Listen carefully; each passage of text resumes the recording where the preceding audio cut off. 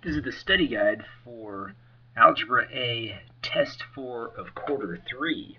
And the first three problems are asking us to solve quadratics. And so let's go ahead and take a look at what the directions say, because they're all a little bit different. What are the solutions for the quadratic equation?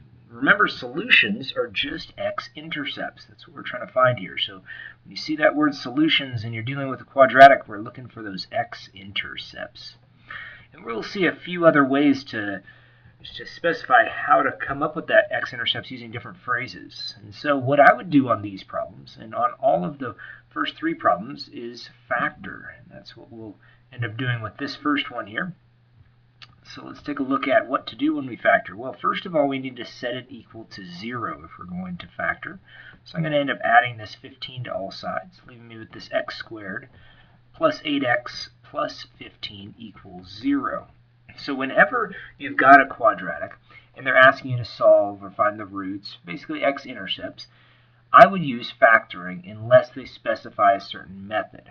Because factoring goes a lot faster and it's a little bit easier. There's less chances of making errors. There's less stuff involved. And so we look at the terms that make x squared. X and x are those numbers. Numbers that multiply to make 15 are going to be 5 and 3. And note that the 3x for the outside terms and the 5x for the inside terms are adding to equal 8x. And that's what we end up with. Now, in order to get a positive 8, we need both numbers to be positive. And from there, though, we still need to solve. And so when we solve, we set the factors equal to 0. Because that's what we're trying to find, are those x-intercepts.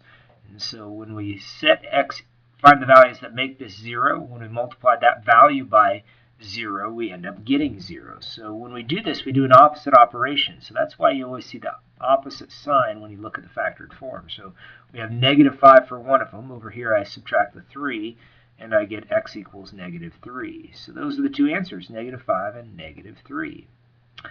Well, the next problem is very similar. The difference is that you're not going to see an equal sign because they're asking for the real roots. But the real roots are the same exact thing as what you found over here. They're x-intercepts. So what you're going to end up doing is you can go ahead and set this equal to 0 if you please. Basically, all you're going to do is factor and then solve. And so when we solve this, we look for numbers that multiply to make negative 20, but they need to subtract to make negative 1. In order to subtract to make a negative, we need more negatives than positives. So always check those outside terms. 4x is what we get there. Inside make a negative 5x, and those will end up subtracting to make negative 1x. So it does work out. We'll take those two factors and set them equal to 0 and see what you come up with here. So on this first one, we have to add the 5 to all sides. And over here, we're going to end up having to subtract the 4 from all sides. And so we end up with a 5 and a negative 4 as the real roots. The x-intercepts, another way to specify that. Over here it says, what quantity should be added to both sides of this equation to complete the square? So this is asking us something different. They're not asking us to solve. They just want to know what should be added to both sides.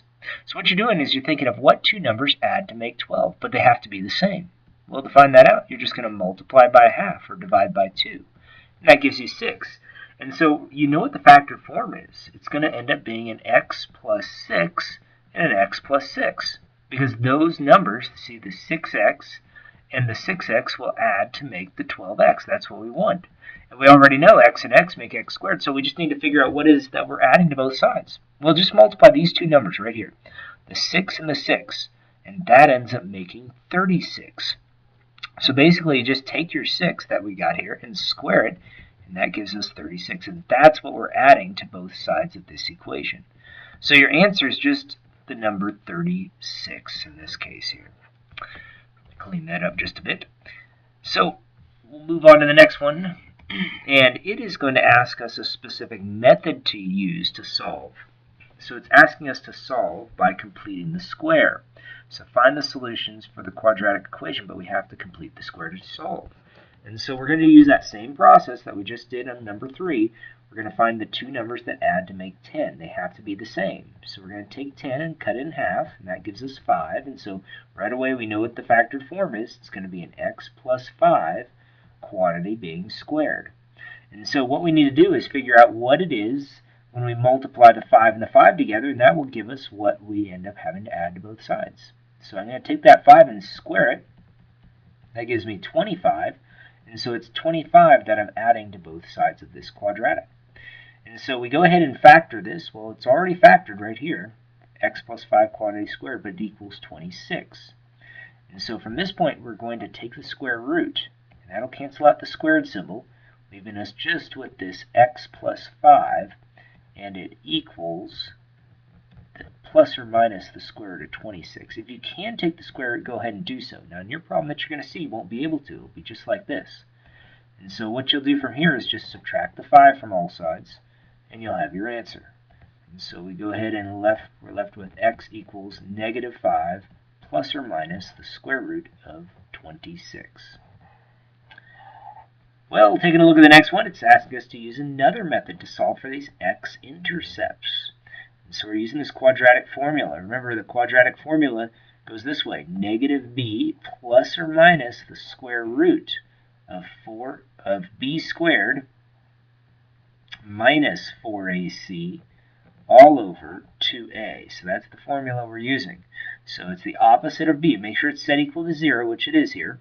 So opposite of b is 6 plus or minus the square root of b squared. So negative 6 squared minus 4 times a, which is 2, c is 3, all over 2a, 2 times 2 in this case. So we're left with a 6 plus or minus the square root, and we've got 36, and then minus, because there's only one negative here, and you just multiply these numbers. So here we have 8 times by 3 makes 24, and this is all over 4. So we're left with 6 plus or minus the square root. Subtract those two numbers, we get 12, and it's all over 4.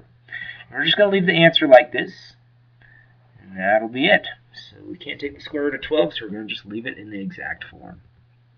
Well, the next problem here is going to ask us two things. First of all, we need to find out what the roots are, and then we're going to end up sketching the graph to make it match. So let's do that.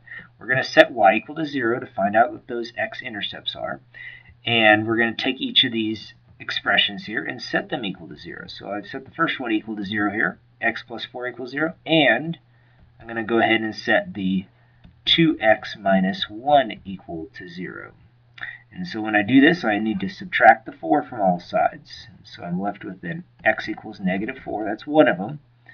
And the other value of x, I have to do two operations with. So I add the 1 first, and then I divide by 2, and I get the answer. So 1/2 equals x. So what we're going to do is go over a 1/2 space, put the dot there, and then we're going to go over 4 spaces to the left, put the dot there, and all I'm asking you to do is just sketch what the graph looks like. And so look for where the where the axis of symmetry is. It's right in the middle between these points. So it's going to be somewhere right in here. And so I know it comes up this way, it's going to go down, and then it's going to pop back up. And all I'm asking you to do is just sketch it. Just give me a good idea about what the sketch looks like. So what I want you to do is just maybe mark where the vertex would end up being, halfway in between those points, and just give yourself a sketch of what that looks like. Well, part 2 will have the last 3 problems on the test.